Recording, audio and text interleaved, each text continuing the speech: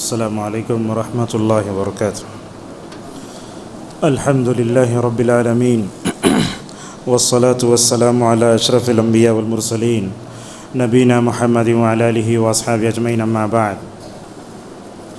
قال اللہ تعالی اعوذ باللہ من الشیطان الرجیم بسم اللہ الرحمن الرحیم ان الذین فرقوا دینہم وکانوا شیعا لست منہم فی شیء، وقال تعالی ولا تكونوا كالذين تفرقوا واختلفوا من بعد ما جاءهم البينات فأولئك لهم عذاب عظيم۔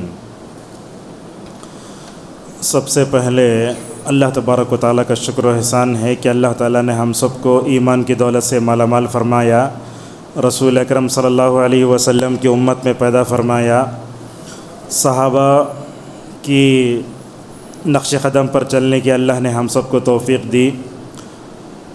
بعدہ میں مسجد صفا کے ذمہ داروں کا شکر ادا کرتا ہوں کہ انہوں نے مجھے اتوار کے اس دن خوارج کون ہے اس موضوع پر مجھے خطاب کرنے کا موقع دیا۔ اللہ سے ہماری دعا ہے اللہ تعالی ہم سب کو کتاب و سنت کی روشنی میں، منہج سلف کی روشنی میں زندگی گزارتے ہوئے ہر طرح کی گمراہی سے ہماری حفاظت فرمائے، آمین۔ خوارج کون ہیں؟ یہ بڑا کرنٹ ٹاپک ہے، یہ بڑا اہم موضوع ہے، تو ہم اس موضوع پر کیا کیا آپ کے سامنے بتائیں گے۔ پہلے ہیڈ لائن جیسے آپ کو بتا دیتے ہیں۔ سب سے پہلے یہ بتائیں گے کہ خوارج 73 فرقوں میں آتے کیا۔ دوسری بات یہ ہے کہ اللہ کی نبی صلی اللہ علیہ وسلم نے امت کے بارے میں جو یہ کہا کہ میری امت 73 گروپ میں بٹ جائے گی، تو یہ حدیث صحیح ہے، اور آپ نے یہ بھی فرمایا کہ 72 گروپ جہنم میں جائیں گے، یہ بھی آپ نے فرمایا، کیا یہ بھی صحیح ہے؟ خوارج کس کو کہتے ہیں، لغت میں اصطلاح میں اس کا کیا معنی ہے، اس کا تاریخی پس منظر اور بیک گراؤنڈ کیا ہے، کیا خوارج کے بارے میں کوئی قرآن کی آیت اتری ہے کیا، خوارج کے بارے میں اللہ کی نبی صلی اللہ علیہ وسلم نے کیا علامتیں اور صفات بتائیں، ہمارے اندر بھی خوارج کا مزاج ہے کیا، یہ سب ٹاپک آئیں گے۔ اور ماشاءاللہ اللہ کی نبی صلی اللہ علیہ وسلم کے زمانے سے اب تک خوارج کا ڈٹ کر امت نے کیسے مقابلہ کیا، اگر ہم اس فتنے سے اپنے نوجوانوں کو بچانا چاہتے تو ہمیں کیا کرنا چاہیے، انشاءاللہ ان تمام عناصر پر ہم انشاءاللہ اللہ کی توفیق اور اس کے ارادے سے گفتگو کریں گے۔ اب آئیے ڈائریکٹ موضوع میں داخل ہوتے ہیں۔ سب سے پہلے میں نے آپ کے سامنے 2 آیتیں پڑھی۔ اللہ تبارک و تعالیٰ سورۃ الانعام میں فرماتا ہے ان الذین فرقوا دینہم، بے شک جن لوگوں نے دین کو ٹکڑے ٹکڑے بنا لیا، وکانوا شیعا لست منہم فی شیء، اللہ فرماتا ہے کہ دین کو ٹکڑے ٹکڑے کرنے والوں سے آپ کا کوئی تعلق ہی نہیں ہے۔ یہ آیت میں اللہ نے ایک بات بتائی۔ دوسری آیت ہم نے آپ کے سامنے پڑھی، اللہ تبارک و تعالیٰ فرماتا ہے وَلَا تَكُونُوا كَالَّذِينَ تَفَرَّقُوا، اے مومنوں کی جماعت یہ تم پارٹیاں بنانے والے، فرقے بنانے والوں کی طرح مت ہو جاؤ۔ یہ 2 حدیثیں میں نے آپ کے سامنے پڑھی ہیں۔ آپ جانتے ہیں اسلام ہمیشہ اتحاد کا داعی رہا ہے، ہمیشہ اسلام یہ چاہتا ہے کہ مومن کیا ہوں، ماشاءاللہ سیسہ پلائی ہوئی دیوار کی طرح ہوں، جیسا کہ اللہ فرماتا ہے سورہ صف میں ان اللہ یحب الذین یقاتلون فی سبیلہ صفا کأنہم بنیان مرصوص۔ بولتا ایک شاعر ایک ہو جائیں تو بن سکتے ہیں خورشید مبیں، ورنہ ان بکھرے ہوئے تاروں سے کیا کام بنے۔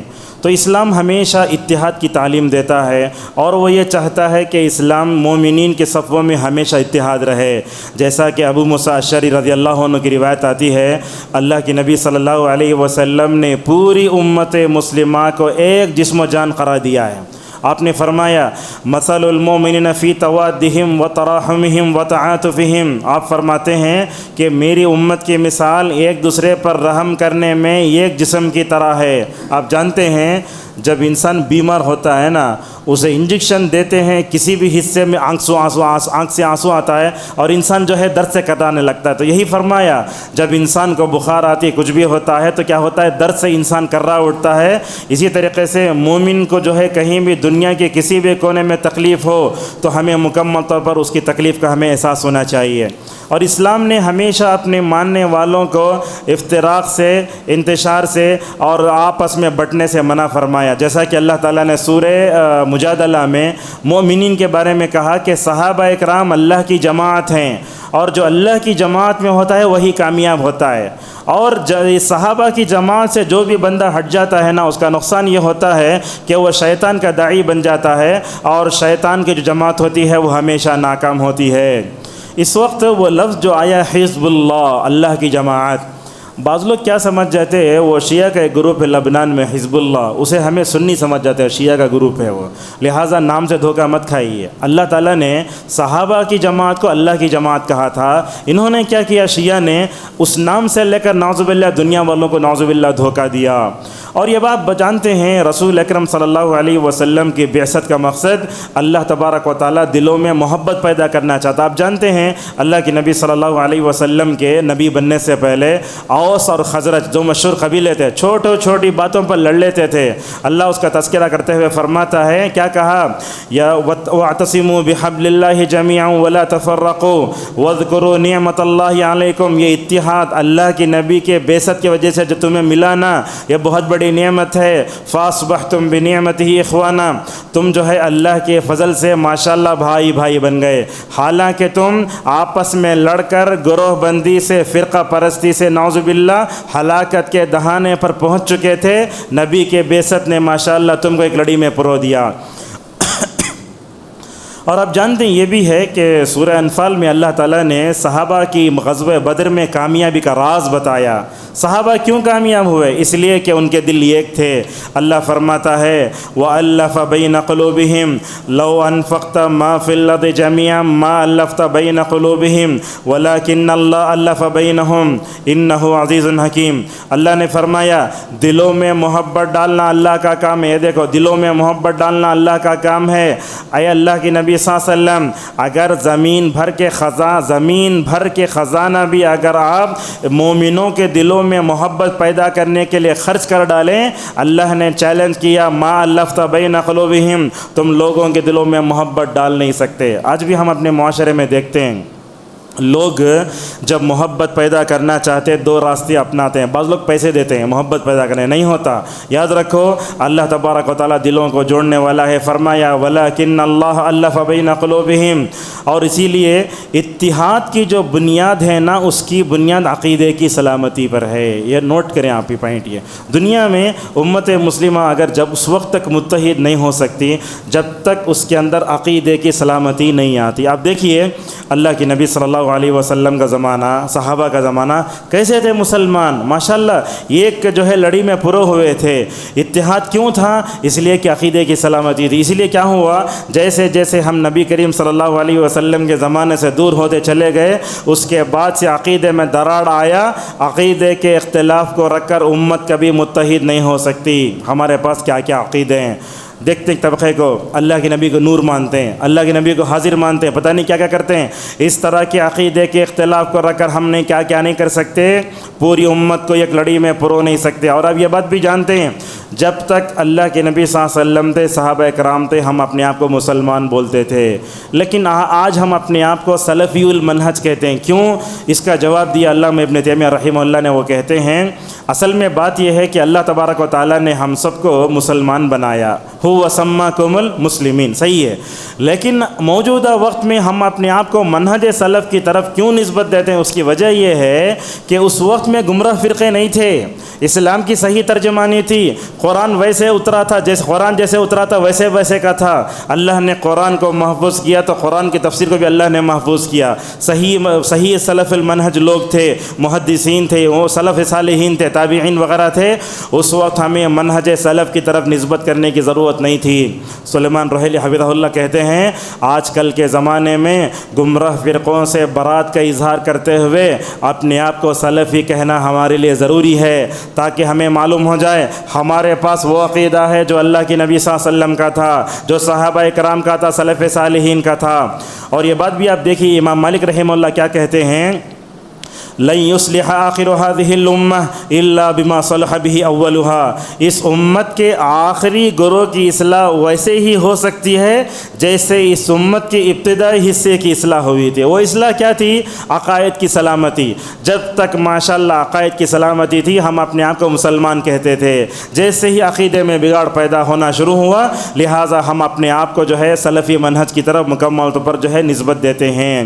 اور یہ بات یاد رکھیے، یہ اتحاد اللہ تعالیٰ کے بہت بڑا انعام ہے، اور یہ انتشار و افتراق ہے نا، امت کا گروہ میں بٹ جانا، تحریکوں میں تنظیموں میں بٹ جانا، یہ اللہ کا عذاب ہے۔ جیسا کہ جو ہے مسند احمد کی روایت میں آتا ہے، اللہ کے نبی صلی اللہ علیہ وسلم فرماتے ہیں الجماعۃ رحمۃ والفرقۃ عذاب۔ اللہ کے نبی فرماتے ہیں لوگوں، اجتماعیت کے ساتھ رہنا، متحد رہنا، یہ بہت بڑی کیا ہے؟ رحمت ہے، اور یہ افتراق، انتشار، صفوں میں جو انتشار آتا ہے یہ اصل میں اللہ تبارک و تعالیٰ کا بہت بڑا عذاب ہے۔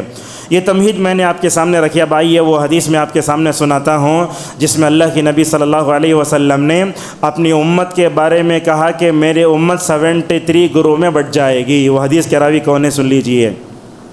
وہ حدیث کے راوی ہیں، ابو داؤد میں حدیث آتی ہے 4597، حضرت معاویہ بن ابی سفیان رضی اللہ عنہ۔ آپ جانتے ہیں معاویہ رضی اللہ عنہ اور ابن عمر امت کے ماموں ہیں، جانتے ہیں آپ لوگ بات؟ یہ معاویہ بھی ابن عمر ہمارے ماموں ہیں۔ کیسے ماموں ہیں اس کی وضاحت میں آپ کے سامنے کرتا ہوں۔ اصل میں امی کے بھائی کو ماموں کہتے ہیں نا۔ یہ اللہ کے نبی صلی اللہ علیہ وسلم کی بیویوں میں حضرت حفصہ ہے، حفصہ کے بھائی کون؟ ابن عمر، وہ ہمارے ماموں ہیں۔ اسی طریقے سے اللہ کی نبی کی بیویوں میں ایک آتی ام حبیبہ رضی اللہ عنہ، جانتے ہیں نا ام حبیبہ کے بھائی کون؟ معاویہ ہمارے لیے ماموں ہیں۔ تو یہ ان کو جو ہے امت کا ماموں کہا جاتا ہے۔ انہی کی روایت آتی ہے، دیکھو اللہ کے نبی صلی اللہ علیہ وسلم یہ امت 73 گروپ میں بٹ جائے گی، اس کو بیان کرنے کے لیے آپ نے کیا اسلوب اپنایا۔ دیکھو اللہ کے نبی کیا کرتے، جب کوئی بات بیان کرنا ہوتا تو ممبر پہ بیٹھ جاتے، چونکہ یہ اہم بات تھی، یہ امت میں بیداری پیدا کرنا تھا۔ اسلوب دیکھو کیسا ہے، کہتے ہیں معاویہ رضی اللہ عنہ الا سن لو کا مطلب کیا؟ خبردار، توجہ ادھر ادھر نہیں جانا۔ کہا ان رسول اللہ صلی اللہ علیہ وسلم مقام فینا، اللہ کی نبی صلی اللہ علیہ وسلم یہ امت 73 فرقوں میں بٹے گی یہ بتا دینے کے لیے کھڑے ہو گئے۔ کھڑے کب ہوتے؟ جب انسان کوئی اہم بات بتاتا ہے۔ اس موقع پر نبی کریم صلی اللہ علیہ وسلم نے لوگوں کو آگاہ کیا پہلے، بعد میں کھڑے ہو گئے۔ پھر آپ صلی اللہ علیہ وسلم نے اور ایک مرتبہ الٹ فرمایا، کہا الا لوگ سن لو، تم سے پہلے اہل کتاب یعنی یہود و نصارہ 73 گروپ میں بڑھ گئے، اور آپ صلی اللہ علیہ وسلم نے پیشن گوئی فرمائی، کہا وَإِنَّ هَذِهِ الْمِلَّةَ سَتَفْتَرِقُ عَلَى 73 فِرْقَةً، آپ نے فرمایا کہ میری امت 73 گروپ میں بٹ جائے گی۔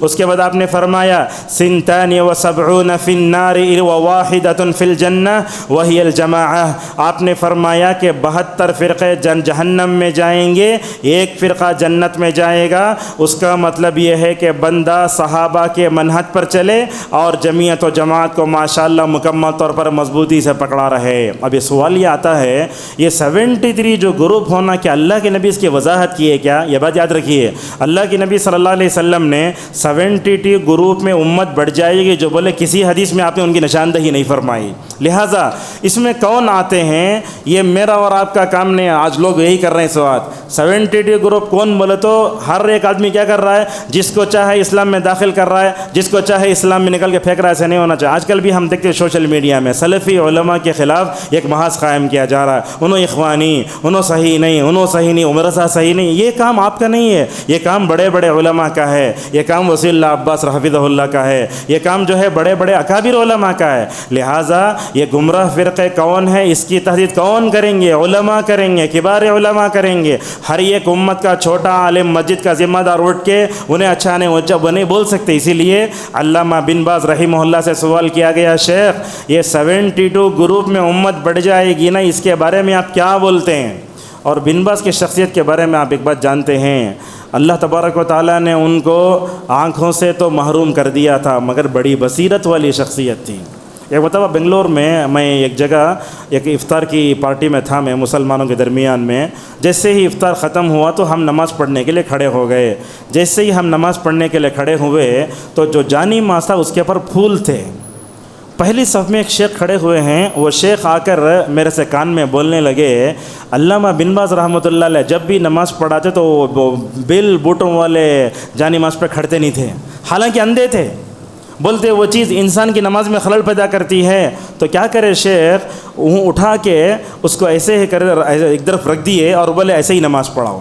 لہذا کیا معلوم ہوتا ہے، اللہ نے آنکھ چھین لی مگر ماشاءاللہ بصیرت اللہ نے بہت دی تھی۔ ایسی ایسی باتیں شیخ بولتے، وہ آنکھیں رکھنے والا عالم بھی نہیں بول سکتا۔ کیا بولتے ہیں اس کے جواب میں، کہتے ہیں یہ 70/2 جو فرقے ہیں نا، اس میں کچھ کافر بھی ہیں، اس میں کچھ نافرمان بھی ہیں، اس میں کچھ بدعتی بھی ہیں، ان میں سے ہر ایک کو کافر نہیں بول سکتے 70/2 فرقوں میں، اور ان پر باریکی سے حکم لگانا یہ ارباب حل و عقد اور علماء کا کام ہے۔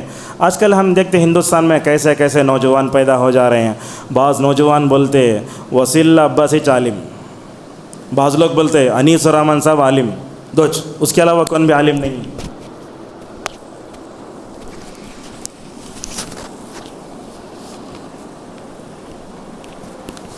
اور اسی طریقے سے ہم دیکھتے ہیں کچھ لوگ یمن میں ایک شخصیت ہے یحییٰ الحجوری کی، ان کا درس سنتے ہیں۔ اب یہاں تو ایسے ہوتا ہے جمعہ میں بیٹھتے خالی لوگ، کسی کے درس میں نہیں سنتے، ایسے لوگوں کو بولتے ہیں سپر سلفی، ایسے ہیں ہمارے پاس نہیں، حالانکہ وہ لوگ توحید پرست بنے بولے تو ان علماء کی وجہ سے بنے۔ یہ جو علماء سے بے نیازی کا مزاج ہے نا، یہ اچھا مزاج نہیں، یہی خوارج کی پہچان ہے۔ اگر آپ علماء سے الگ ہو گئے تو کیا دین آپ کا باقی رہے گا بولو۔ اسی لیے علامہ ابن تیمیہ رحمہ اللہ جگہ لکھتے ہیں، یاد رکھو وہ ڈاکٹر دو طرح کے ہوتے ہیں، ایک ہوتا ہے جسمانی بیماریوں کا ڈاکٹر اور ایک ہوتا ہے روحانی بیماریوں کا ڈاکٹر۔ جسمانی بیماریوں کا ڈاکٹر کون؟ MBBS MD اور BMS، وہ BMS پڑھے ہوئے لوگ۔ جب آپ جسمانی طور پر بیمار ہوئے تو کہاں جاتے ہیں؟ ان کے پاس جاتے ہیں۔ علامہ ابن تیمیہ کہتے ہیں روحانی بیماریوں کے ڈاکٹر یہ علماء ہوتے ہیں۔ اگر آپ پر جادو کا جن کا اثر ہوا تو رقیہ نہیں پڑھنا ہے تو کس کے پاس جاتے ہیں؟ عالم کے پاس جاتے۔ کان میں اذان دینا ہو تو عالم کے پاس جاتے، نکاح پڑھانا ہو تو عالم کو بلاتے، نماز جنازہ پڑھنا امام بلاتے۔ قدم پہ امت جو ہے علماء کی محتاج ہے۔ لہٰذا یہ بے نیازی کا جو سمجھتا ہوں یہ معیار بہت غلط ہے۔ اس لیے دیکھتے ہیں یہ ٹاپک چننے کی وجہ کیا معلوم ہے، ایسی فکر کے رہنے والے لوگ کیا ہیں، بولے ہندوستان دارالکفر ہے یا رہنا بھی ناجائز ہے۔ اسی لیے کیا کرے، اپنے سارے بیوی بچوں کو لے کر کے نعوذ باللہ وہ انڈیا کی سرحد پہ گئے، کیا بول یمن کو ہجرت کر کے جا رہا ہوں، یہاں نہیں رہنا جائز نہیں بولے۔ کہاں سے آ گئی یہ سب چیزیں؟ یہ قرآن کی غلط تشریح، حدیث کی غلط تشریح، گمراہ فرقہ۔ اور کیا ہوتا ہے آج کل سوشل میڈیا کی وجہ سے کیا ہو رہا ہے، خوارج کی فکر رکھنے والے لوگ اپنے اپنے واٹس ایپ گروپ بنائیں، اس میں کیا ہوتا ہے وہ کافروں کو مارنا، کافر ہم نہ برابر نہیں، یہ مطلب یہاں علماء ٹھیک نہیں ہیں، یہ دارالکفر ہے، اگر یہاں رہ کر مر گئے تو اللہ تعالیٰ ہمیں جہنم میں ڈال ڈالتا، جو ہجرت واجب ہے۔ اس طرح کے باطل افکار و نظریات رکھنے والے لوگوں کی وجہ سے کیا ہو رہا ہے، نعوذ باللہ غلط چیزیں ہو رہی ہیں۔ اور ایک بات بھی آپ کو یہاں بتانے کی ضرورت ہے، یہ جو 73 فرقوں کے بارے میں رسول اکرم صلی اللہ علیہ وسلم جو فرمایا کہ 72 فرقے جہنم میں جائیں گے، محمد ابن عبد الوہاب رحمہ اللہ کتاب التوحید میں لکھتے ہیں اہم بات، وہ کہتے ہیں بات اصل میں یہ ہے کہ بعض علماء نے 2 فرقوں کو 72 فرقوں سے بھی نکال دیا ہے، اتنے گئے گزرے ہیں، 72 فرقوں سے بھی باہر ہیں۔ وہ کون ہیں؟ اس میں شیعہ اور رافضی ہیں، اور دوسرا ہے جہمیہ۔ کیوں؟ اس لیے کہ انہوں نے دنیا کو خبر پرستی سکھائی اور نیک لوگوں میں غلو کیا۔ اس وجہ سے بعض علماء بولتے ہیں شیعہ 72 فرقوں میں آتش نہیں، اتنے گئے گزرے ہیں علماء نے ان کو بھی نعوذ باللہ نکال دیا ہے۔ لہٰذا یہ جو 73 فرقوں میں بٹنے والی حدیث ہے، میں نے آپ کے سامنے ایک راوی کا نام لیا، حضرت معاویہ بن ابی سفیان رضی اللہ عنہما۔ اس کے علاوہ یہ حدیث ان صحابہ سے بھی آئی ہے۔ وہ صحابہ کون؟ حضرت انس بن مالک رضی اللہ عنہ، عوف بن مالک رضی اللہ عنہ، ابو امامہ الباہلی رضی اللہ عنہ، اتنے صحابہ سے ماشاءاللہ یہ حدیث آئی ہے۔ کیا حدیث آئی ہے؟ آپ نے فرمایا کہ میری امت 73 گروپ میں بٹے گی۔ اب یہ سوال یہ آتا ہے، یہ 73 گروپ میں بٹنے کی جو بات ہے نا، اب اللہ کیا ہو گئے، اسلام کو اپنے عقل کے مطابق سمجھنے لگے۔ اللہ کے حضرت علی رضی اللہ عنہ کیا کہتے ہیں، اگر دین کا تعلق عقل سے ہوتا، عقل بولتی سانس کے نیچے مسا کرو، حالانکہ رسول اکرم صلی اللہ علیہ وسلم نے سانس کے اوپری حصے پر مسا کیا ہے۔ لہٰذا ہم دیکھتے ہیں، دیکھو خوارج کی صفت رکھنے والے علماء نے اس حدیث میں کلام کیا ہے، حالانکہ حدیث صحیح ہے، 70% فرقوں میں جو بٹے گی، اللہ کے نبی بولے اس حدیث کی، چونکہ یہ حدیث ان کے خواہشوں کے خلاف اتر رہی ہے، اسی لیے خوارج کی صفت رکھنے والے علماء نے اس حدیث میں کلام کیا۔ بولتے ہیں ابن حزم حدیث کو ضعیف بولے، فلاں فلاں بولے، حالانکہ اس حدیث کے بارے میں علامہ البانی رحمہ اللہ کہتے ہیں جب میں نے اس حدیث کی مطلب طرق پر غور کیا، مجھے 7 طریقوں سے یہ حدیث ملی، جبکہ ترمذی، علامہ ابن کثیر، ابن حجر، شاطبی اور علامہ البانی ان تمام علماء نے ماشاءاللہ اس حدیث کو صحیح کہا ہے۔ اب حدیث میں اشکال کیا پیدا ہوتا ہے، 73 فرقوں میں پورے فرقے جہنم میں کیسے جاتے ہیں گھستے لوگ، یہ جو 73 میں 72 جہنم میں جائیں گے، بولتے نا خوارج کی صفت رکھنے والے بولے کیسا 72 گروپ جہنم میں چلے جائیں گے، چونکہ ان کے خلاف پڑ رہی چیز نعوذ باللہ انہوں نے حدیث کا انکار کیا، لہٰذا معلوم ہوتا ہے کہ 73 گروپ کی جو حدیث ہے کہ پورے جہنم میں جائیں گے، ایک فرقہ جنت میں جائے گا۔ صحابہ کرام کے کان کھڑے ہو گئے، صحابہ نے پوچھا یا رسول اللہ وہ کون ہے جو ایک فرقہ جنت میں جائے گا، 72 جہنم میں چلے جائیں گے؟ اس موقع پر نبی کریم صلی اللہ علیہ وسلم نے فرمایا جس راستے پر میں ہوں، جس راستے پر میرے صحابہ ہیں، اگر ان پر چلو گے جنت تک پہنچ جاؤ گے۔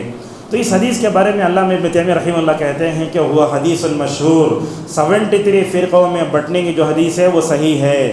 امام حاکم رحمہ اللہ نے کہا حدیث کبیر فی الاصول، کہا کہ یہ حدیث جو ہے نتیجے کے اعتبار سے بہت صحیح ہے۔ اب ایک سوال یہ آتا ہے، خوارج جو فرقہ ہے کیا اس کے بارے میں قرآن آیتیں اتری کیا؟ نہیں، کوئی بھی قرآن کی آیت نہیں اتری، مگر حضرات صحابہ کرام نے ماشاءاللہ جو صفتیں خوارج میں تھی نا، ان خوارج کی صفتوں پر قرآن آیتوں کو منطبق فرمایا۔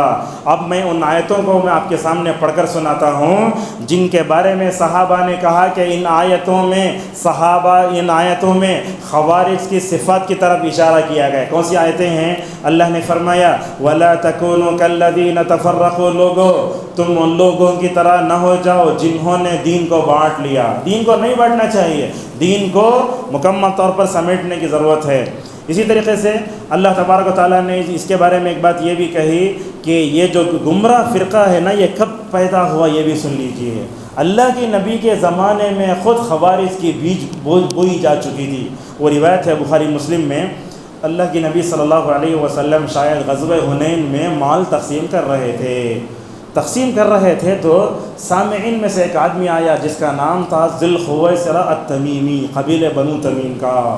انہیں کیا بولا نبی صلی اللہ علیہ وسلم کے سامنے آ کر، کیا گستاخی ہے دیکھو، کیا مطلب بے ادبی ہے دیکھو نبی کی۔ کہا یا محمد اعدل فإنک لم تعدل۔ اللہ اکبر، یہ جملے بولنے سے رونگٹے کھڑے ہو جاتے۔ کہا اے محمد کہنے میں خود گستاخی ہے، حالانکہ حضرات صحابہ کرام کبھی آپ صلی اللہ علیہ وسلم کو یا محمد نہیں بولے۔ پورے حدیثوں کا ذخیرہ چھانو، آپ پورے سیرت چھانو، کبھی بھی کوئی صحابی آپ کو اللہ کے نبی کو یا محمد نہیں بولے۔ اللہ تعالیٰ خود اپنے نبی کو یا محمد نہیں بولا تو ہم بول سکتے کیا؟ اللہ تعالیٰ بولا یا ایھا النبی یا ایھا الرسول۔ اللہ تعالیٰ اپنے نبی کی اتنی عزت کرتا ہے، یہ کیسا کمینہ ہے دیکھو، بولتا اے محمد، یہ نہیں بولنا چاہیے۔ کہا انصاف کر، اللہ کے نبی سے بڑھ کر اس دنیا میں انصاف کرنے والا کوئی ہو سکتا ہے کیا؟ اور بولتا دیکھو انصاف کرو، بولتا تو بات الگ۔ دوسرا جملہ دیکھو، بجلی بن کر گر رہی ہے چیز، کہا فإنک لم تعدل، تمہیں انصاف نہیں کرے۔ اللہ اکبر، اللہ کے نبی کو بڑا غصہ آیا۔ کیوں غصہ نہیں آتا؟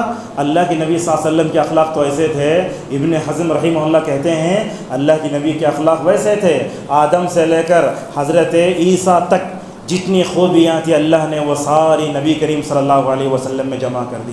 آپ صرف نبیوں کے سردار نہیں تھے، آپ صلی اللہ علیہ وسلم نے اخلاق کے باب میں بھی ماشاءاللہ سرداری کی۔ اور دیکھو قرآن میں اللہ تعالیٰ نے سب سے پہلے جو قسم اتاری، وہاں کہا نون والقلم وما یسطرون، وہیں کہا وَإِنَّكَ لَعَلَىٰ خُلُقٍ عَظِيمٍ، اے اللہ کے نبی آپ اخلاق کے اونچے درجے پر فائز ہیں۔ تو یہ جملہ سننا تھا، آپ انصاف نہیں کر رہے ہیں، انصاف کرو۔ تو راوی کہتے ہیں غضب النبی صلی اللہ علیہ وسلم، اللہ کے نبی کے چہرے پر غصے کے نشانات دیکھے گئے۔ آپ نے اس موقع پر کیا فرمایا؟ دیکھو اس روئے زمین پر، اللہ کے نبی کے الفاظ یہ، اس روئے زمین پر سب سے زیادہ ڈرنے والا میں ہوں۔ اگر اللہ کے نبی صلی اللہ علیہ وسلم اللہ سے ڈرنے والے نہ ہوتے تو آپ کیا کر سکتے تھے؟ انصاف نہیں کر سکتے تھے. آپ کے کمال تقوی کا تقاضا یہ ہے کہ اللہ کے نبی صلی اللہ علیہ وسلم ماشاء اللہ انصاف کرتے. دیکھو یہ راوی ابھی ختم نہیں ہے روایت. فلما ولى الرجل، جب وہ خوارج کی بیچ ذو الخویصرۃ تمیمی واپس جانے لگا، ماشاء اللہ وہاں حضرت خالد ابن ولید رضی اللہ عنہ بھی تھے. صحابہ اکرام دیکھو، ان کو معلوم ہوتا تھا اللہ کے نبی کی گستاخی کرنے والا، اللہ کے نبی کے ساتھ بے ادبی سے پیش آنے والا انسان کو نہیں چھوڑنا چاہیے. کہا الا اضرب عنقہ، خالد ابن ولید نے کہا یا رسول اللہ، یہ آپ کی اخلاق پر حملہ کرنے والا، یا محمد بولنے والا، اگر آپ بولے تو میں اس کی گردن مار کے یہاں ختم کرا دوں اسے. اللہ اکبر، کیا تھی نبی رحمت صلی اللہ علیہ وسلم کی نظر. دیکھو ایک طرف تو خالد ابن ولید کی دور اندیشی، ایک طرف نبی کریم صلی اللہ علیہ وسلم کا کمال تقوی. دیکھو آپ نے فرمایا لا مت مارو. آپ نے اپنی زندگی میں کسی آدمی کو نہیں مارا، نہ اپنی بیویوں کو مارا، نہ بچوں کو مارا، کسی کو نہیں مارا. بلکہ اللہ البانی بولتے اللہ کے نبی صلی اللہ علیہ وسلم خالی جو ہے وہ ایک بیل لٹکا کے رکھتے تھے، بس آنکھوں کا ڈر تھا، نہیں مارتے تھے. تو اللہ کے نبی نے فرمایا اے خالد مت مارو، لعلہ ان یکون یصلی، ہو سکتا ہے کہ وہ نماز پڑھنے والا ہو. حضرت خالد رضی اللہ عنہ غصہ یا کہنے لگے یا رسول اللہ، دنیا میں کتنے ایسے نماز پڑھنے والے ہیں، دیکھو دنیا میں کتنے ایسے نماز پڑھنے والے ہیں جو اپنے زبان سے لا الہ الا اللہ کہتے ہیں مگر اس کے دل میں لا الہ الا اللہ نہیں ہے. کون بول رہے ہیں؟ حضرت خالد ابن ولید رضی اللہ عنہ رسول اکرم صلی اللہ علیہ وسلم کو کہہ رہے ہیں. آپ صلی اللہ علیہ وسلم نے اس موقع پر فرمایا اے خالد یاد رکھو، لوگوں کے دلوں میں جا کر کھوج کرنا میرا کام نہیں ہے. اللہ تعالیٰ نے مجھے ان کے پیٹوں کو چیر کر ان کے دلوں میں کیا ہے وہ چیز کا مجھے نہیں دیا ہے.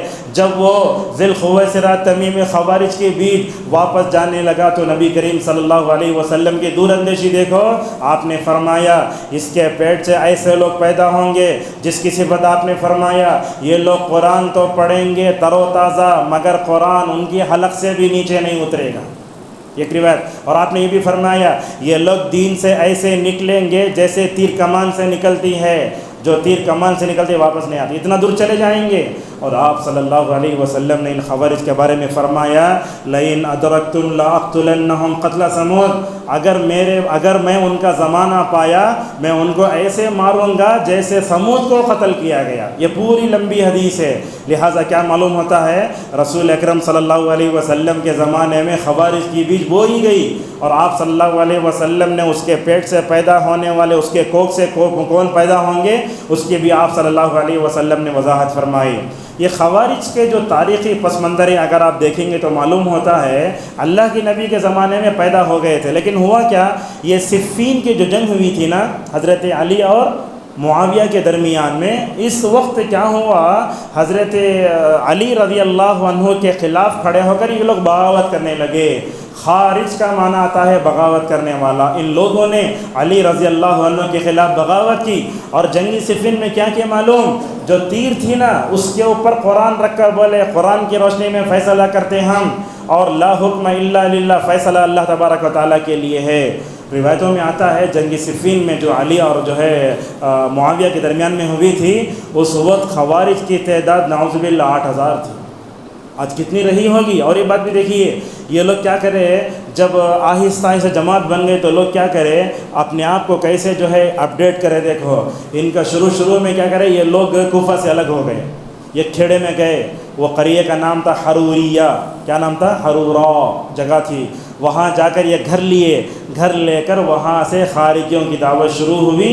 ان کے نام ذکر کرتے ہیں لوگ. ان کا ایک نام خارجی ہے خوارج، اور ایک نام آتا ہے حروریہ. مطلب کیا، وہ قریے میں جا کر جو ہے اپنے جو ہے غلط افکار و نظریات کی مکمل طور پر جو ہے کیا کرنے لگے، نشر و اشاعت کرنے لگے.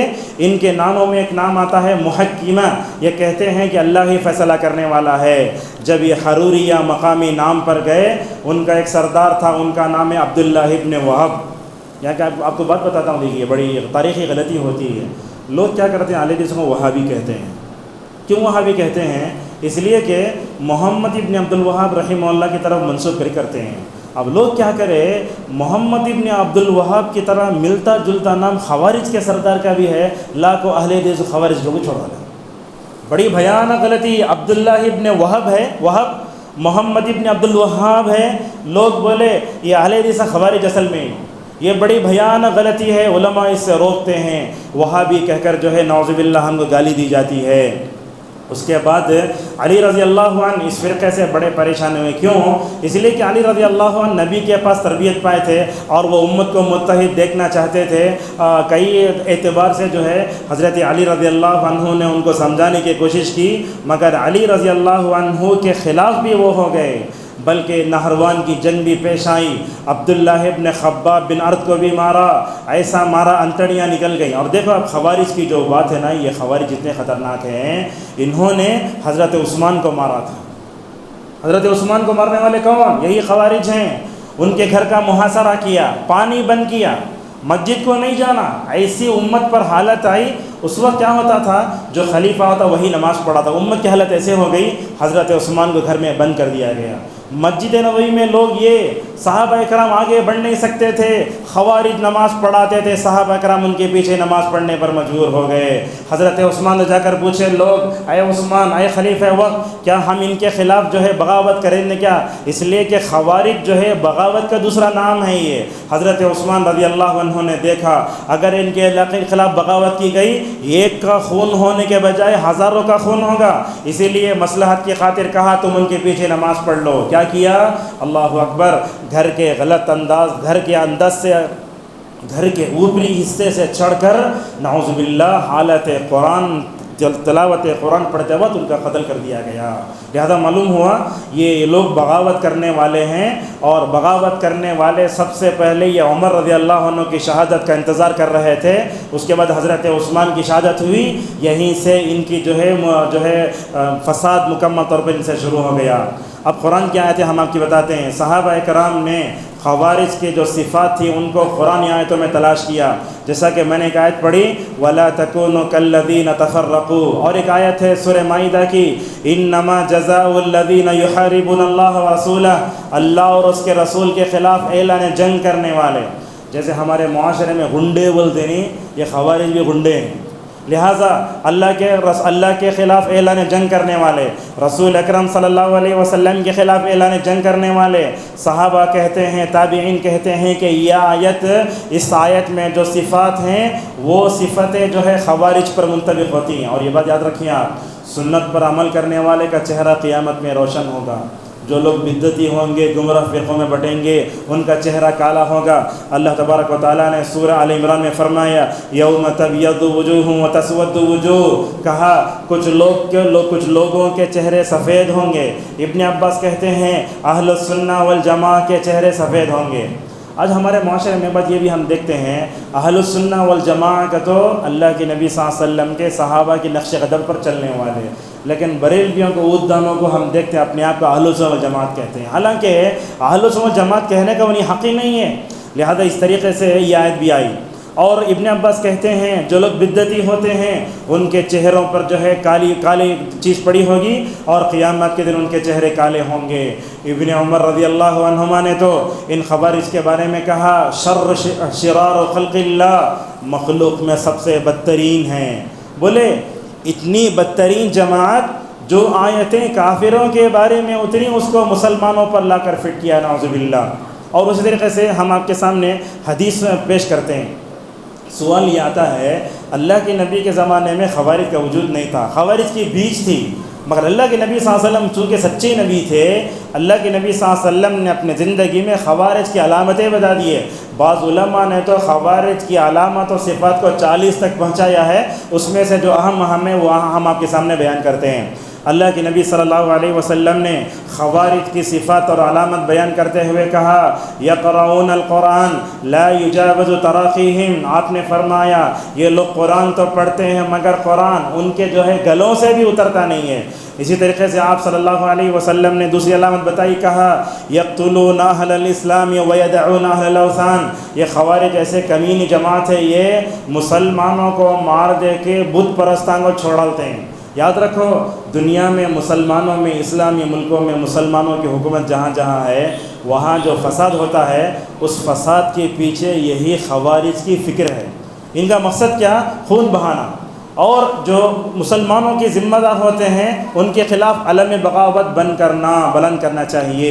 اور اسی طریقے سے اللہ کے نبی صلی اللہ علیہ وسلم نے خوارج کی علامت بتاتے ہوئے کہا یہ خوارج خوب عبادت کرنے والے، اور کہا دیکھو جب وہ نماز پڑھتے ہیں دوسروں کی نماز کو حقارت سے دیکھتے ہیں، جب وہ روزہ رکھتے ہیں تو دوسرے لوگوں کے روزوں کو جو ہے کیا کرتے ہیں، حقارت کی نگاہوں سے دیکھتے ہیں۔ ماشاءاللہ 2001 سے 2007 تک مدینہ منورہ میں ہمیں رہنے کا موقع ملا، وہاں ہم نے خوارج کو دیکھا۔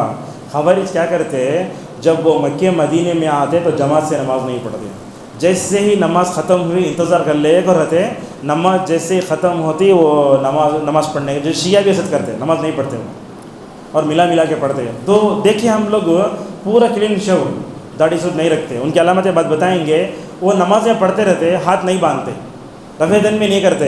بعض خارجیوں کو ہم نے دیکھا کہ وہ 2 سجدوں کے درمیان میں رفع الیدین کرتے ہیں۔ اسی طریقے سے آپ صلی اللہ علیہ وسلم نے خوارج کی علامتوں کے بارے میں بھی بتایا، حدثاء الاسنان وسفہاء الاحلام، کہا یہ چھوٹے عمر والے ہیں، اور کہا ان کی عقل میں کمزوری ہے۔ اور اسی طریقے سے آپ صلی اللہ علیہ وسلم نے بتایا یہ لوگ باتیں بڑی اچھی کریں گے مگر عمل برا کریں گے۔ خوارج کی علامتوں کے بارے میں آپ نے فرمایا خوارج اپنے بال نکال لیتے ہیں، پورے بال نکال لیتے ہیں، اور آپ نے یہ بھی فرمایا خوارج کے جو مرد ہیں نا ان کو چھاتیاں ہوتی ہیں، یہ بھی علامت بتائی گئی۔ اور آپ صلی اللہ علیہ وسلم نے فرمایا شر الخلق والخلیقہ، مخلوق میں سب سے بدترین۔ اور ایک حدیث میں آیا آپ صلی اللہ علیہ وسلم نے فرمایا اس آسمان کے نیچے سب سے بدترین اگر کوئی لوگ ہیں تو وہ جو ہے خوارج ہیں۔ اور دیکھو ان کا عقیدہ خطرناک کیسے ہوتا ہے، اگر کوئی بھی آدمی مومن اگر گناہ کبیرہ کرے تو دائرہ اسلام سے خارج، مرتکب کبیرہ بولتے اسے۔ ان کی روشنی میں اگر ہم دیکھیں اگر کوئی آدمی ایک نماز بھی چھوڑا کافر ہو جائے گا، دائرہ اسلام سے خارج۔ اگر وہ جو ہے دوبارہ اگر مسلمان ہونا تو کیا کرنا، اسے اسلام میں لانا پڑے گا۔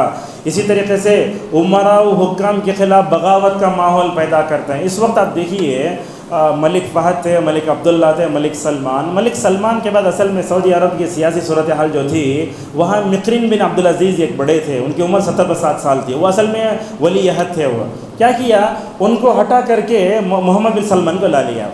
اب محمد بن سلمان آتے ہی سعودی عرب میں جو نہیں ہونا تھا وہ سب ہو رہا، سمجھتے ہوں گے آپ، لیکن کچھ چیزوں کو چڑھا کر پیش کیا جا رہا ہے۔ وہ ریاض میں وہ تھیٹر بنا اور ناچنے والوں کو لا کے ایوارڈ دیا گیا، وہ سب خبریں صحیح ہیں، مگر مکہ مدینہ میں تھیٹر بنا، میں سمجھتا ہوں یہ خبریں غلط ہیں۔ اور لوگ بولتے مکہ مدینہ میں سعودی عرب میں پہلے نمازوں کا اعلان ہوا تو دکانیں بند ہو جاتے تھے، لیکن آج دکانیں کھلے ہیں بولتے ہیں لوگ، لیکن یہ بات صحیح نہیں ہے۔ آج کچھ دیکھتے ہیں ایسے ہوتا ہے، لوگ نماز کو چلے جاتے تھے، جیسے ہر جگہ کمزوری ہے، دین میں وہاں بھی کمزوری ہے، لوگ کیا کر رہے ہیں اندر سے بند کر لے کہ نماز کو اندر ہی پڑھ لے رہے ہیں ویسا۔ تو اس طریقے سے ہم دیکھتے ہیں اس بارے میں عمراء و حکام کے خلاف بغاوت کرنا۔ اب یہ محمد بن سلمان کون ہے، یاد رکھیے کوئی بھی مسلمانوں کا ذمہ دار ہوتا ہے نا، سعودی عرب کی جو سیاسی صورتحال ہے وہاں جا کر انسان بیٹھ کر دیکھا تو ہم نہ صحیح معلوم ہوتا سچویشن کیا ہے۔ یہاں سے بیٹھ کر جو ہے لوگوں کے خلاف بغاوت کرنا، ایک بات یہ بھی ہم دیکھتے ہیں لوگ ملوکیت کے خود خلاف ہیں۔ ابو داؤد کی روایت آتی ہے، نبی کریم صلی اللہ علیہ وسلم نے فرمایا میری امت میں، دیکھو میری امت میں 30 سال تک خلافت چلے گی، اس کے بعد آپ نے فرمایا میری امت میں بادشاہ ہوں گے، لسان نبوت کے اعلان ہے، لہٰذا حضرت علی رضی اللہ عنہ خلیفہ بنے، شہید کر دیا گیا، بعد میں حضرت حسن 6 ماہ تک خلیفہ رہے۔ اللہ کے دیکھو کیسے حضرت تربیت آپ صلی اللہ علیہ وسلم نے کیسے فرمائی۔ حضرت حسن مدینہ میں خلیفہ ہیں، ادھر وہاں شام کے لوگوں نے حضرت معاویہ رضی اللہ عنہ کا امیر بنایا ہے۔ ایک وقت میں ایک مسجد کے 2 متولی ہو سکتے، 2 ہیڈ ماسٹر ہو سکتے، 2 باپ ہو سکتے، نہیں ہوتے۔ لہذا حضرت حسن نے کیا کیا، دیکھو اللہ کے نبی کے زیر سایہ تربیت پا یافتہ حضرت حسن رضی اللہ عنہ نے کیا کیا، حضرت حسن نے معاویہ سے کہا میں اپنی خلافت آپ کو دیکھتا ہوں، آپ ماشاءاللہ خلیفہ بن جاؤ۔ اس کے بعد کیا ہوا، حضرت حسن رضی اللہ عنہ 6 ماہ خلیفہ رہے، اس کے بعد ماشاءاللہ پوری اموی حکومت آئی، حضرت امیر معاویہ رضی اللہ عنہ ماشاءاللہ مکمل طور پر سب کے بادشاہ بن گئے۔ اسی لیے علامہ ابن تیمیہ رحمہ اللہ کہتے ہیں خیر الخلیفتی ابو بکر و خیر الملوک معاویہ، کہا امت میں سب سے بہترین خلیفہ تھے تو کون؟ ابو بکر صدیق رضی اللہ عنہ، اور امت میں سب سے بہترین بادشاہ اگر تھے تو کون؟ حضرت امیر معاویہ رضی اللہ عنہ۔ لہٰذا یہ عمراء اور حکام کے خلاف بغاوت کرنا اور اس طرح کی چیزیں کرنا سمجھتا ہوں یہ سمجھ نہیں ہے۔ میں آپ سے پوچھتا ہوں جتنے لوگ یہاں بیٹھے ہیں کون تو بھی محمد بن سلمان کی ہدایت کے لیے دعا کریں؟ کوئی کرتے؟ نہیں کرتے۔ وہاں کے ماشاءاللہ ممبروں میں دعا ہوتی ہے، اے اللہ ان کو ہدایت دے، سیدھے راستے پر چلا، اے اللہ ان کو اسلام کے لیے مسلمان نفع بخش بنا دے۔ لہذا خوارج کیا کرتے ہیں؟ یہ عمراء حکام کے خلاف بغاوت کرتا ہے۔ یہی تو کیا اخوان المسلمین نے مصر میں رہ کر مصری حکومت کے خلاف نعوذ باللہ تختہ الٹنے کی کوشش کی، سید قطب کو جو ہے پھانسی پر چڑھا کے دیا گیا۔ اور اسی طریقے سے ہم دیکھتے ہیں کہ خوارج کی علامتوں میں ایک علامت یہ بھی ہے، یہ قرآن کی آیتوں کی غلط تشریح کرتے ہیں۔ ابھی میں دیکھ رہا تھا یہ لوگ تو سورہ یوسف کا انکار کرتے ہیں کہ سورہ یوسف قرآن کا حصہ ہو ہی نہیں سکتا۔ کیا بولتے خوارج؟ قرآن میں جا کو عشق کا ذکر کیسے آتا؟ بولتا اللہ تعالیٰ عشق کا ذکر کیا کیا؟ اللہ تعالیٰ یہ بتاتا ہے وہ عزیز مصر کی جو بیوی تھی حضرت یوسف کو کیسے اپنے چنگل میں پھنسائی، حضرت یوسف پاک دامن کیسے بنے، اللہ وہ نہ بتاتا ہے۔ آپ عشق کو دیکھ کر سورہ یوسف کا انکار کرنا صحیح نہیں ہے۔ اور خوارج کی علامت ایک علامت یہ ہے کہ لوگ عقل کا زیادہ استعمال کرتے ہیں، من مانی تشریح کرتے ہیں۔ اور آج کل ہم دیکھتے ہیں ایسے کچھ علماء بھی ہیں جو قرآن کی تشریح غلط کرتے ہیں۔ اور ہمارے معاشرے میں خود سلفی بھائیوں کا یہ حال ہے، ہمارے کچھ بھائی جو ہے کبھی طارق مسعود کو دیکھتے کبھی انجینئر مرزا سے بڑے متاثر ہیں، اس کے نیچے کمنٹ پڑھے تو خود لکھتے انہیں بولتے میں اہل حدیث ہوں لیکن اس کے باوجود میں انجینئر مرزا کو بڑا لائک کرتا ہوں۔ اور ہمارے معاشرے میں دیکھتے ہیں لوگ اسرار احمد کو بھی سنتے ہیں، پتہ نہیں کیا کیا۔ یاد رکھیے جو شخصیتیں متنازع فی ہوتی ہیں ان کو سننا سمجھنا پڑھنا یہ ہمارے لیے ٹھیک نہیں ہے۔ اسی لیے ایوب سختیانی رحمہ اللہ دیکھو جب اپنے گھر سے اپنے بچوں کو لے کر نکلتے بولتے بچوں ذرا کان میں انگلیاں رکھ لو، کسی بھی بدعتی کی بات تمہارے کان میں پڑھ کر نعوذ باللہ تمہارے اوپر اثر ہو سکتا ہے۔ عبداللہ بن مبارک رحمہ اللہ کے پاس ایک بدعتی آیا، دیکھیے غور سنیے، عبداللہ بن مبارک کے پاس ایک بدعتی آیا، بدعتی آ کر کیا کہنے لگا میں تم پر قرآن کی ایک آیت پڑھتا ہوں۔ کبھی کبھی ہم بھی یوٹیوب میں ادھر ادھر بدعتی اچھا قرآن پڑھ بلے سن لیتے ہیں، لیکن اسلاف اپنے آپ کو بدعتوں کیسے دور رکھتے تھے۔ دیکھو عبداللہ بن مبارک نے اس بدعتی سے کہا تم میرے سامنے یہ قرآن کی آیت بھی مت پڑھو، اگر تم قرآن کی ایک آیت بھی میرے سامنے پڑھو گے نا اس آیت کے بارے میں شکوک و شبہات کا نعوذ باللہ میں شکار ہو جاؤں گا۔ اللہ اکبر۔ اس طریقے سے ہمارے اسلاف مکمل طور پر اپنے آپ کو ہر طرح گمراہ فرقوں سے دور رکھتے تھے۔ اور اس طریقے سے ان کی علامتوں میں آزادانہ تشریح ہم دیکھتے ہیں ہمارے اپنے توحید پرست بھائیوں کو، حدیث جا کے سرچ کرتا کروم میں ادھر ادھر حدیث نمبر لے لیتا، آ کے امام سے بحث کرنا شروع کرتا۔ کیسا ہوتا ہے؟ نہیں ہوتا۔ یاد رکھیے قرآن کی تشریح بھی محفوظ ہے، حدیث تشریح بھی محفوظ ہے۔ جیسے ایک مسئلہ آتا ہے رکوع میں سجدے میں جاتے ہوئے ہاتھ پہلے رکھنا گھٹنے پہلے رکھنا، آپ لوگ شاید ہاتھ پہلے رکھتے ہیں، یہ قول یہ بھی ہے گھٹنے پہلے رکھنے کا۔ اس مسئلے کو لے کر لڑنے کی کیا ضرورت ہے؟ علامہ ابن تیمیہ کہتے ہیں دونوں صحیح ہے۔ میں آپ سے پوچھتا ہوں اگر کوئی آدمی اگر جو ہے موٹا ہے تو پہلے کیا رکھے گا؟ گھٹنے۔ افضل کی بات ہے جب دونوں کی گنجائش ہے تو لڑنے کی بات کیا ہے؟ ہم نمازوں میں دیکھتے اللہم باعث بینی پڑھنا، سبحانک اللہ بحمدک، اگر مولوی صاحب پڑھ ڈلے ان کے آگے بڑھانا کبھی ان کو، یہ سب خوارج کی فہم ہے، یہ آزادانہ استعمال نہیں کرنا۔ آپ حدیث کہتے سمجھنا جیسے صحابہ نے سمجھا، اسی لیے بولتے ہیں علی ابن القیم رحمہ اللہ صحت الفہم من اعظم ما انعم اللہ علی عبادہ، قرآن و حدیث کی صحیح سمجھ بندے پر اللہ کی بہت بڑی نعمت ہے۔ اسی لیے اس ویڈیو کے ذریعے ہم علماء سے گزارش کریں گے جب بھی قرآن کا درس دو اسلاف کا نام لو، حدیث کا درس دو اسلاف کا نام لو۔ عرب میں دیکھے تو ماشاءاللہ 1 گھنٹے کا درس رہا تو ماشاءاللہ 100 علماء کے نام آتے ہیں اس میں۔ آج کل تفسیر میں کبھی اب ابن عباس کا نام سنیں، حدیث کا نام سنیں، ایک اہل حدیث مسجد میں میرے ساتھ جو پیش آیا سناتا ہوں، حصور میں ایک جگہ خطبہ دیتے تھے، تقریباً 10 سال پہلے کی بات ہے، وہاں خطبہ جا کر دیے تو خطبے کے دوران میں نے علامہ ابن تیمیہ رحمہ اللہ کا نام لیا۔ میں سمجھتا ہوں ابن تیمیہ کا اگر نام چھوڑ دیا جائے تو سلفیت ناقص ہے۔ کتنا بڑا کام کرے ماشاءاللہ، بولتے ایسا عالم آج تک پیدا ہی نہیں ہوا ابن تیمیہ جیسے، سلفیت کا ستون ابن تیمیہ ابن القیم۔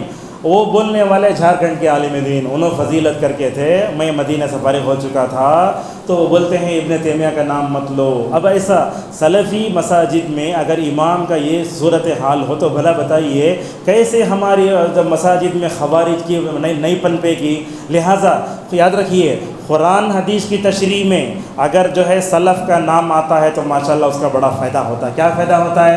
ابن عثیمین رحمہ اللہ کہتے ہیں جب آپ نام لے کر بولتے نا کیا فائدہ ہوتا، لوگ ان کو جان لیتے۔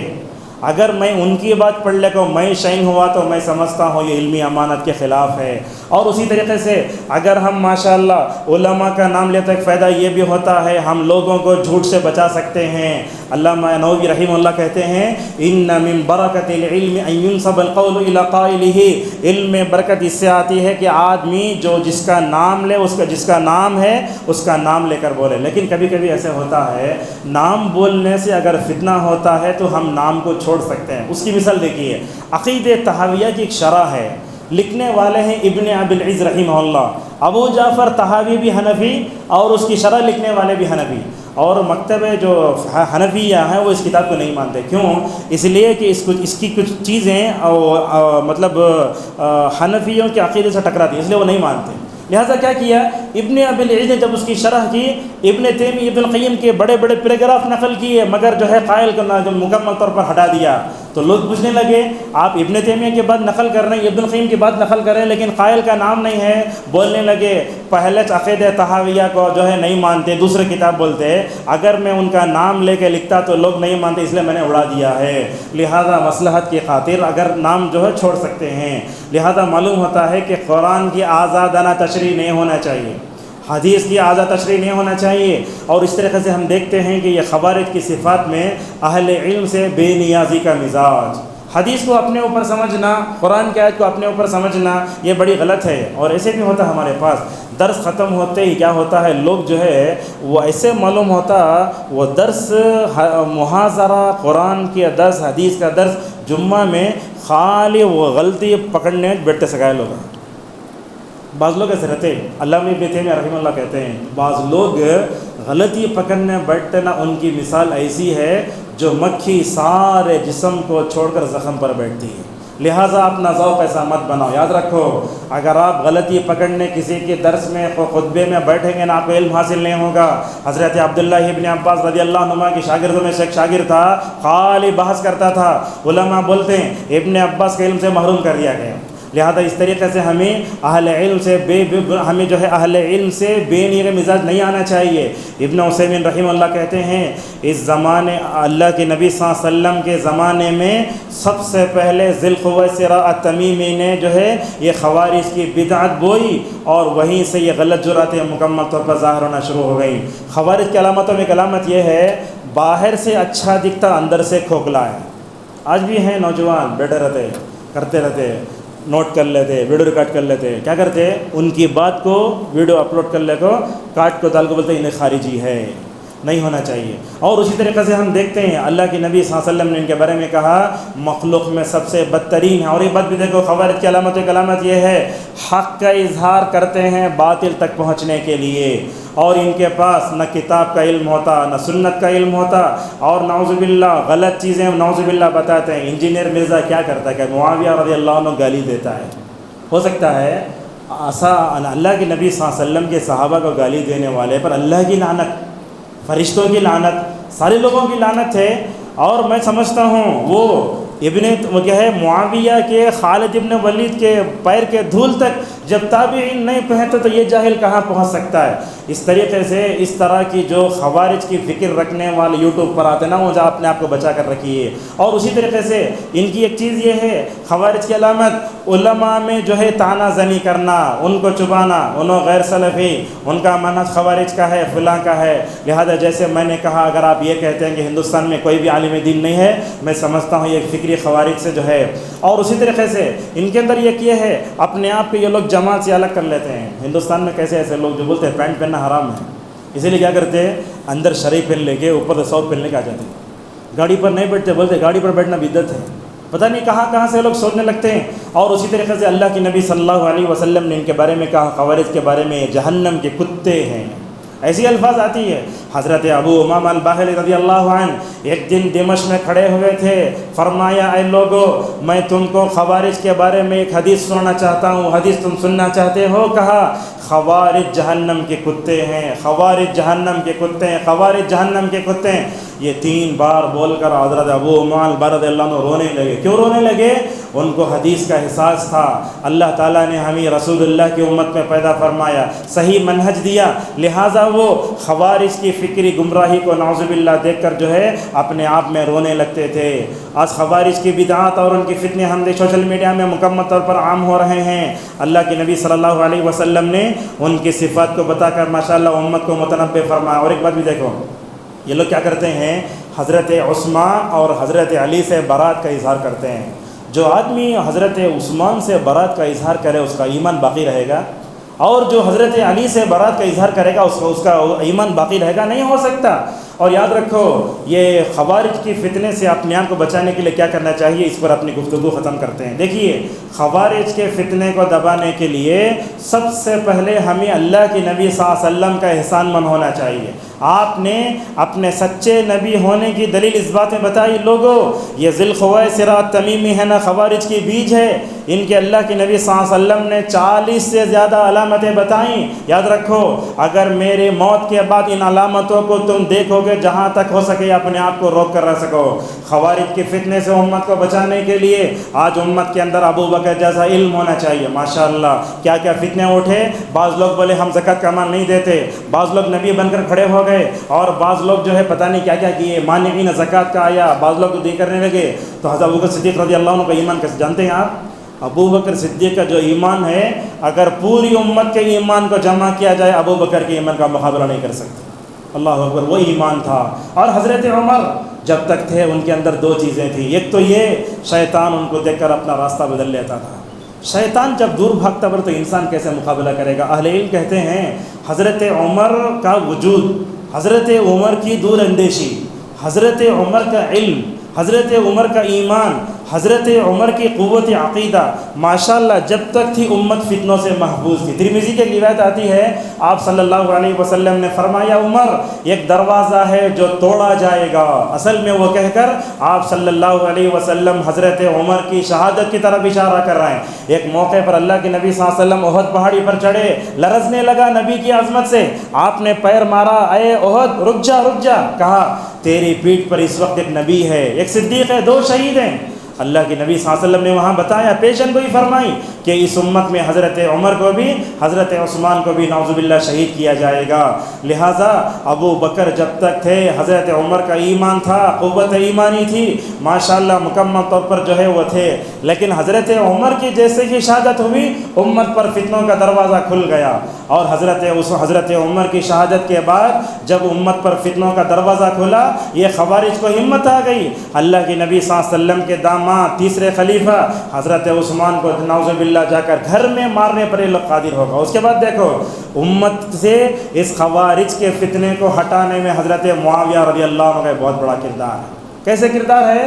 میں نے دیکھا حضرت معاویہ رضی اللہ عنہ، دیکھو فتح مکہ کے موقع پر ایمان لائے، کیا ہجری تھی؟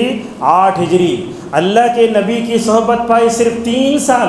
ماشاءاللہ اللہ کے نبی صلی اللہ علیہ وسلم کی 3 سال میں صحبت پا کر وہ مقام پایا جو صحابہ کو 10 سال میں بھی نہیں مل سکا۔ اللہ کے نبی صلی اللہ علیہ وسلم نے حضرت معاویہ کے بارے میں کہا تھا، اللہم اجعلہ ہادیا مہدیا وہدہ وہد بہ۔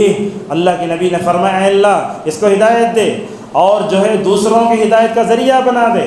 اللہ اکبر۔ حضرت معاویہ رضی اللہ عنہ نے بنو امیہ کے شروع کے زمانے میں ایک طرف خوارج کو کچلا، دوسری طرف شیعہ کو کچلا۔ کیا کرتے تھے لوگ؟ آ کر تاریخ اٹھا کر پڑھیے، معلوم ہوتا ہے حضرت معاویہ رضی اللہ عنہ خلیفہ آ کر ایسے گالیاں دیتے، خوارج بھی شیعہ بھی۔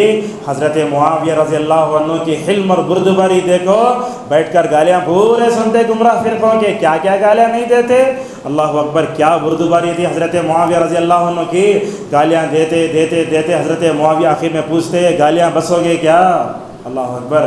یہ حضرت معاویہ کے حق میں اللہ کے نبی نے جو دعا فرمائی، حضرت معاویہ کا حلم اور ان کی بردباری نے ماشاءاللہ مکمل طور پر کیا کیا، اس کو مکمل طور پر روکا. اور ایک بات بھی دیکھو، معاویہ رضی اللہ عنہ نے اپنے انتقال سے پہلے یزید رحمہ اللہ یہ بولے تو بھی لوگوں کو آگ لگ جاتی، بریلویہ بھی بڑے خطرناک ہو جاتے، بلکہ نام یزید رکھتے نہیں، آگ لگتی شیعہ کو.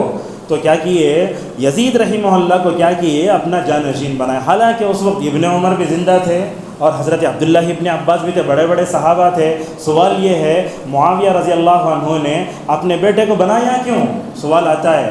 تو اہل علم اس کا جواب دیتے ہیں، یہ شیعہ کو، خوارج کو کچلنے میں معاویہ کے اندر جو صفت تھی نا، وہ ان کے ڈی این اے میں تھی. اگر حضرت عبداللہ ابن عمر کو بناتے، عبداللہ ابن عباس کو بناتے، معاملہ کیا ہوتا؟ ذرا نرم مزاج کے تھے، خوارج اور شیعہ سر اٹھا سکتے تھے. معاویہ نے یزید رحمہ اللہ کو بتایا تھا گمراہ فرقوں کو کچلنا کیسے. اللہ اکبر، مکمل طور پر ایسے ہی کچلا. ایک دن جو ہے حضرت معاویہ رضی اللہ عنہ کوفہ کے والوں کے پاس کہتے ہیں، اے کوفہ کے لوگوں، یہ خوارج کے فتنے سے اپنے آپ کو بچاؤ، یاد رکھو یہ بڑے ہلاک کرنے والے لوگ ہیں، ان کے بارے میں نعوذ باللہ کبھی بھی جو ہے ہمیں بے خوف نہیں ہونا چاہیے. دیکھو کوفے میں بھی بڑے خطرناک لوگ آئے، کوفے میں جو صحابہ گورنر بنے انہوں نے بھی اس جو ہے فتنے کو کچلا. ان میں دو نام آتے ہیں، ایک نام ہے حضرت مغیرہ بن شعبہ رضی اللہ عنہ کا. کوفے میں رہ کر یہ لوگ فتنے مچاتے تھے، مکمل طور پر ختم کر دیا. اسی طریقے سے ہم دیکھتے ہیں یہ کبھی مصر میں تھے، کبھی آواز میں تھے، کبھی خراسان میں تھے. اللہ جزائے خیر دے. ابن عباس رضی اللہ عنہ کو جب خوارج کا فتنہ زیادہ اٹھنے لگا، اس موقع پر دیکھو 4000 خوارج ہیں. کتنے ہیں؟ 4000 خوارج ہیں. ان خوارج کے سامنے جا کر ماشاءاللہ ان کی ہدایت کی کوشش کی ابن عباس رضی اللہ عنہ. اللہ اکبر. ایک آدمی مسلمان ہو تو کتنی خوشی ہوتی. ابن عباس نے کیا تربیت پائی تھی نبی کریم صلی اللہ علیہ وسلم کے پاس. وہ 4000 خوارج میں سے حضرت ابن عباس کی کوششوں سے، ان کی اصلاح سے ماشاءاللہ 2000 لوگ خوارج کی عقیدے سے توبہ کر کے ماشاءاللہ مسلمان ہو گئے. بہت بڑا کردار ہے یہ. اسی طریقے سے ہم دیکھتے ہیں ان خوارج کی جو ہے کچلنے میں ابن تیمیہ کا بہت بڑا کردار. ابن تیمیہ کون؟ مجدد، 600 سال کے مجدد. آج تک ویسا عالم پیدا نہیں ہو سکا. منہاج السنہ النبویہ میں ابن تیمیہ رحمہ اللہ نے کتنے صفحے کالے کیے ان کے اوپر رد کرنے کے لیے. ابن القیم نے کیا کیا نہیں لکھا. عقیدہ طحاویہ میں ماشاءاللہ ان کے اوپر رد آیا. آج کل بھی دیکھو خوارج کہاں کہاں میں آپ کو بتا دیتا ہوں. مصر، عرب، یمن، عمان، مراکش، تونس، الجزائر، مشرقی افریقہ، انڈیا، یہاں خوارج مکمل طور پر ملتے ہیں.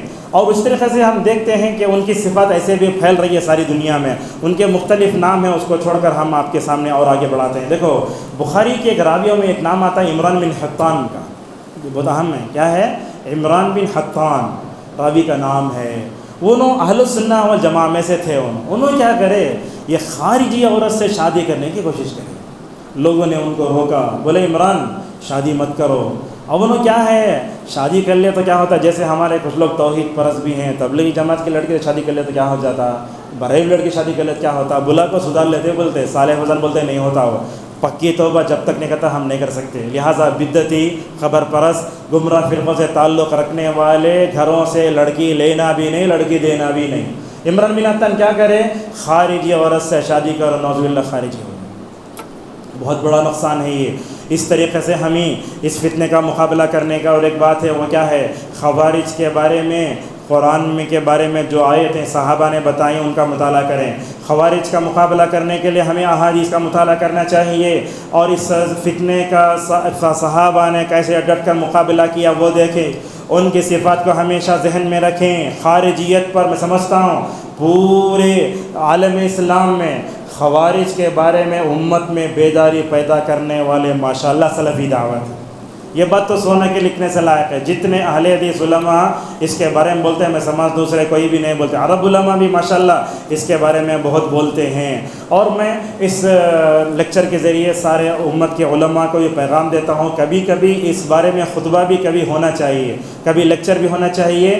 اور اس طریقے سے سوشل میڈیا پر جو علماء خارجی عقائد کے خلاف بولتے ہیں وہ بھی کبھی مکمل طور پر ہمیں سننا چاہیے. وہ کون سے علماء ہیں؟ کچھ علماء کے ہم نام لیتے ہیں. ہندوستان میں تو ابو رضوان محمدی حفظہ اللہ کا بہت بڑا نام ہے. گمراہ فرقوں کے بارے میں ماشاءاللہ بہت اچھے سے بولتے ہیں.